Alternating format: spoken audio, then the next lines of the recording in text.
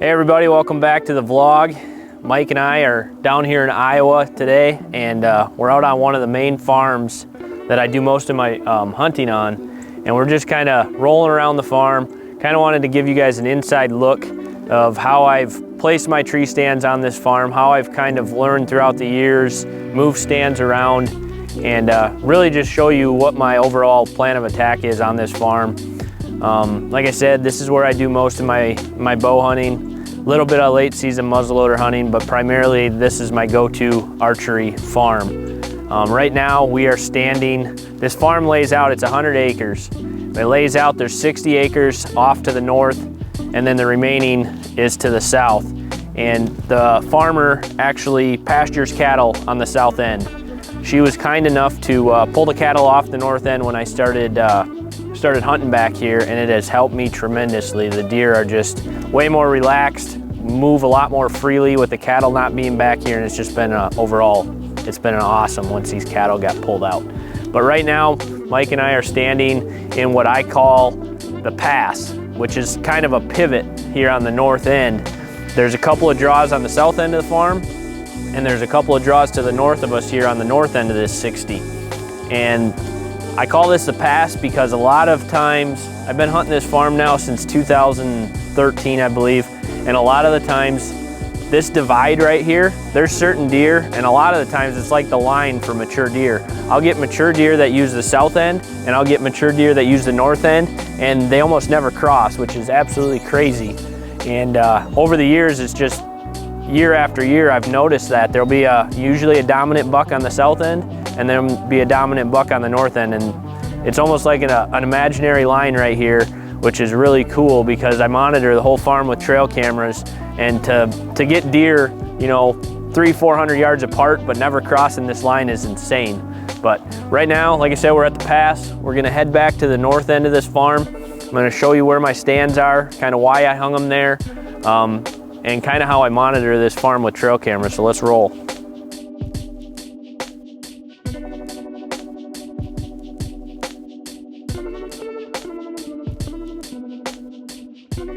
As you can see, we're heading back to the north end of the farm here, and we're walking, essentially, it's not pasture because like I said, the cattle aren't in here anymore, but it's a wide open, almost like a grassy field.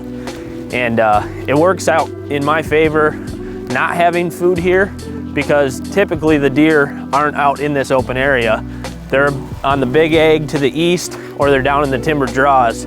So being able to cross this pasture essentially makes for really good entry and exit in and out of this farm.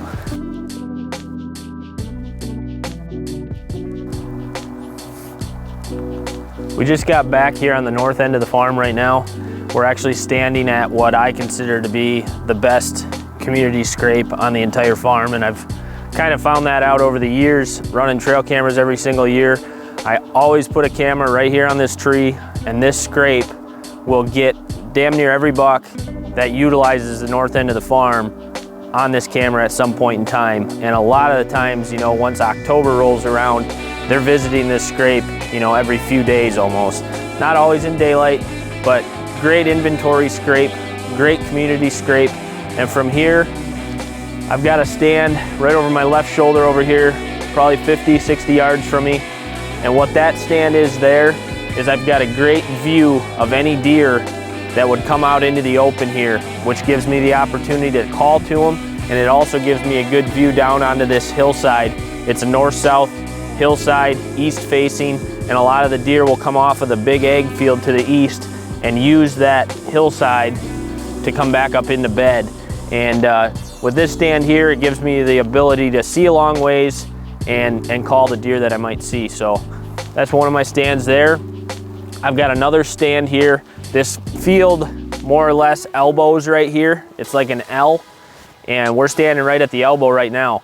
I got a stand on the north end of it, and then off here to the west down in the valley, I've got another stand, and that kind of allows me to play a couple of different wind options. And so those are my three main stands back here on the north end, and it gives me a lot of different opportunities to hunt different winds. And we'll kind of dive into each one and talk about some of the hunts that we've had out of them.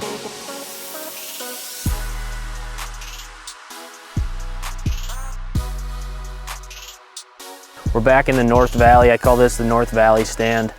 And we're pretty much all the way on the north end of the farm right now. There's a fence line that runs up here. I've got one more stand up on this top, but as far as the north end, this is my go-to stand. It's actually where I shot my first buck ever in Iowa. Shot him actually as he jumped that log right over here about 30 yards. And we've just had some great hunts here over the year. Mike shot his first Iowa buck here. This is a stand that has been, and again, I'm running cameras in here all fall, and I've just noticed that this area here turns on about November 10th to the 20th, it seems like, is the best window for this North Valley. And I think a lot of the times it's when those bucks are looking for, you know, they've already bred a doe, maybe two does. They're kind of on they're really starting to roll. And this is a perfect example of a funnel. We've got a ditch we'll show you, but there's a nasty ditch that runs right up the gut of this valley, and it comes to an end right over here at about 25 yards from this tree stand. So we've got a great bedding ridge over here, and we've got a great bedding ridge over here. And for those deer to scent check those bedding areas or go bed in those bedding areas, a lot of the times they'll come up and wrap this ditch because they don't want to cross it, which puts them in bow range when they come around the end of it. But this is anything with a north-northwest. This wind is shooting right back up this valley, which I'm playing deer to come a lot of the time from the north. So I typically hunt this stand on a north-northwest, blowing my wind back out the end of this draw, playing those deer to come at me and wrap around this end. And it's just been a great stand, and I think it'll continue to be a good stand for a long time.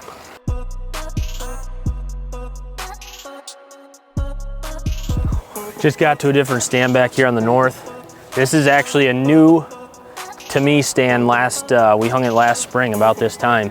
Reason being, when we were hunting the North Valley here and trail cameras that I run out here, we were getting a lot of daylight buck activity utilizing this ridge right here. And what we got is a ridge running this way, kind of a ridge running this way, and then it dumps off into a big valley over here. What I like about this stand is I can play rising thermals in the morning and pretty much hunt any wind because I'm at the highest point back here. I would typically hunt it, you know, on like a southwest or a west. My thermal's rising up over the tops of these valleys. Deer like to cruise these bedding areas back in here. This is just a great spot, real close to the fence here. These deer like to run this fence line, you know, right here on the north end. And there's a nice top right here, and I've seen a lot of big bucks come up here and kind of scent check around on these tops and push does around on these tops. Like I said, I've never hunted this tree stand, but I'm very confident to come into this stand and have a good sit. It's just in an excellent spot here. That's pretty much it back here on the north end. We are gonna head to the south end. I'm gonna show you some of my stands there, kind of how I access them. And yeah, let's go.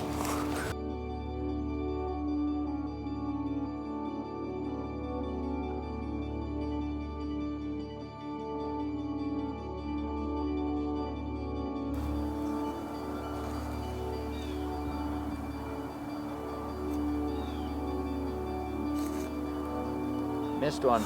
Yeah, I missed one. Mike just cleaned up.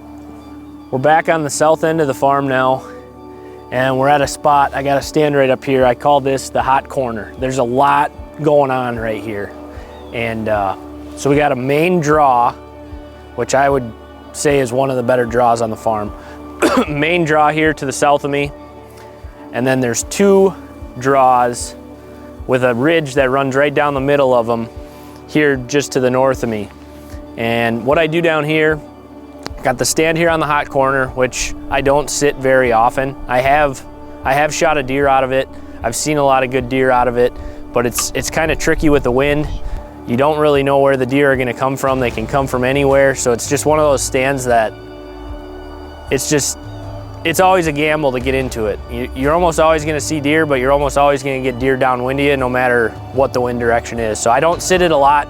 This is a nice option to have if I ever want to run a decoy and do some calling, just because any deer that comes out into this open area here is going to see it. I've got one or two stands in this southern draw down here, and both of them are set up for north-northwest, and I kind of choose which one I'm going to sit depending on trail cameras that I run throughout that draw. You know, if I've got a mature deer wrapping, there's a pinch down here in the one stand, and this other one, a lot of the movement's right down the gut of the draw. So those are both really good stands. I've had some great encounters. I actually killed my buck this last fall out of the one stand. It's just a great cruising spot. When these bucks start looking for does heavy, they like to get them down in this thicker cover in these draws and run them around. To the north of me, I've only got one stand back in here. I used to have a couple, and it bit me a few times playing the cat and mouse game. Which one do I sit? And I always seem to choose the wrong one. I've eliminated the one stand, so we are down to having one option in there, which I think is beneficial because I'm not sitting there playing mind games with myself. Which one should I be in? I feel like I picked a better spot. I've called that stand the best man stand. A few years back, that's actually, Mike asked me to be the best man in his wedding while we were sitting in that tree, and we ended up killing a buck. So that name's stuck in there. That's the best man stand. The hot corner. The one down here I call the cedar. It's just a cedar stand because it's in a cedar tree, and then this other one I just call South Valley. But I got 4 stands here on the south end. All of them are really good. Access on them is bulletproof. Most of them I can come in right off of the pasture, drop down into them, good to go.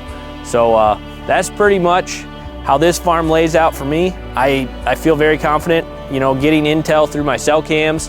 I get my cameras close to a lot of these stands, and it really gives me real-time intel as far as where I need to go. I mean, I'm checking that stuff daily, especially when I'm down here, you know, hunting.